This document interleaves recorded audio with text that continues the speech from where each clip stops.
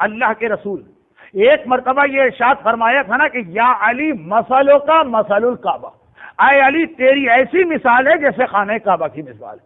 ایک بات یاد رکھیے گا، عربی میں دو لفظ ہیں، مثل اور مثل۔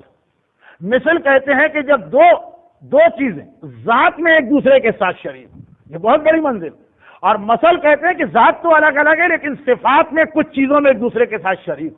پیغمبر نے یہ نہیں کہا کہ اے علی مثلوں کا مثل الکعبہ، ہو سکتا ہے اردو زبان والا کوئی اسی طرح پڑھے، مثلوں کا مثل الکعبہ، یعنی تیری اور کعبے کی ذات ایک نہیں ہے، تو کعبے سے افضل ہے۔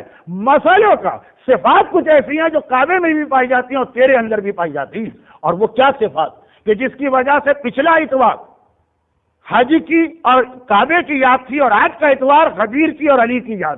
اے علی تیری مثال کعبے سے ملتی جلتی۔ اب پوری تقاریر اور کتابیں ہیں علماء کی، 15 سے 20 وجوہات لکھی، لیکن میں بہت مختصر 2-3 باتیں وہ بتا رہا ہوں جس سے کعبہ اور غدیر ایک ساتھ مل رہے ہیں۔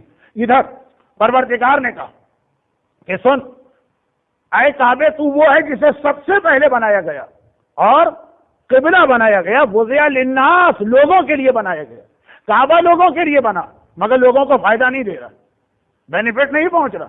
کعبے سے لوگوں کو بینیفٹ کب پہنچا کہ جب اسے پیغمبر نے قبلہ قرار دیا۔ تو ایک سوال یہ پیدا ہوتا کہ ادھر قرآن کہے کہ سب سے پہلا گھر جو بنا آدم سے بھی پہلے وہ کعبہ، اور لوگوں کے لیے بنا، اللہ نے اپنے لیے نہیں بنایا، لوگوں کے لیے بنایا، مگر اس کا فائدہ لوگوں کو نہیں مل رہا۔ فائدہ کب ملا؟ 13 رجب کے اس واقعے کے بعد جو دیوار کعبہ مسکرا اٹھی، ابھی کسی شعر میں بھی تھا، یہاں پروردگار نے بتا دیا کہ ہاں سنو، میں نے خانہ کعبہ کو لوگوں کے لیے بنایا، مگر جو چیز بھی میں لوگوں کے لیے قبلہ بناتا ہوں وہ بنتے ہی لوگوں کو فائدہ نہیں پہنچاتی جب تک کہ ایک کنڈیشن پوری نہ ہو۔ کنڈیشن کیا ہے؟ فَإِذَا سَوَّيْتُ وَنَفَخْتُ فِيهِ مِن رُوحِي۔ جب آدم کو بنایا گیا تھا اس وقت کیا کہا تھا فرشتوں؟ کیا ہے فرشتوں اسے بنا رہا ہوں لیکن فَقَعُوا لَهُ سَاجِدِينَ، اس کا سجدہ تمہیں کرنا، مگر ایک شرط کے ساتھ، نَفَخْتُ فِيهِ مِن رُوحِي، جب میں اس میں اپنی روح پھونک دوں تب سجدہ کرنا، اس سے پہلے نہ کرنا۔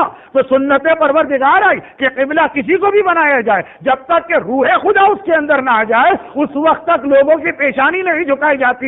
آدم میں روح پروردگار آئی، ملائکہ کے لیے قبلہ بنا، اور جب خانہ کعبہ میں روح خدا علی ابن ابی طالب کی شکل میں آئی تو ساری انسانیت کے لیے قبلہ بنا۔